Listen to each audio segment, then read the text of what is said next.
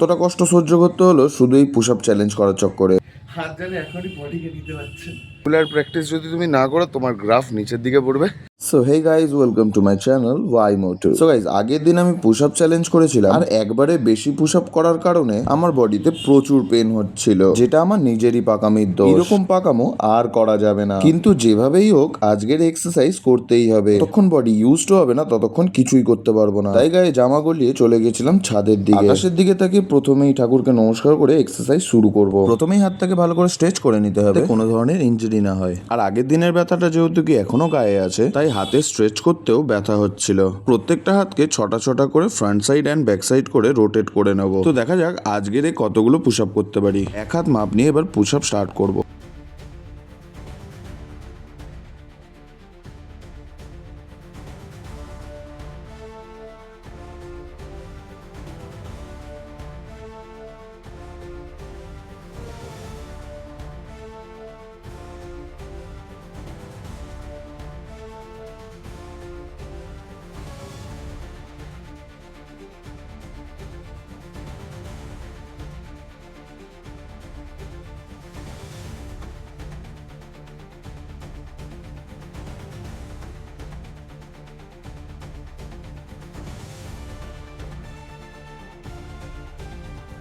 আগে আমি 40টা 50টা করে পুশ আপস করতে পারতাম।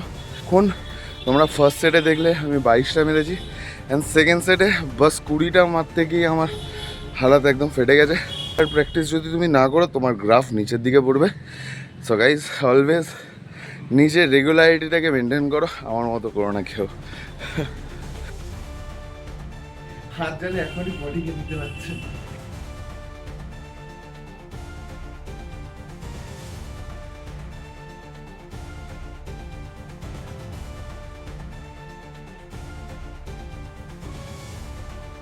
সো গাইজ, আজকে করেছি আমি টোটাল 60 পুশ আপস, অ্যান্ড এটা আজকের মতো আমার কাছে এনাফ।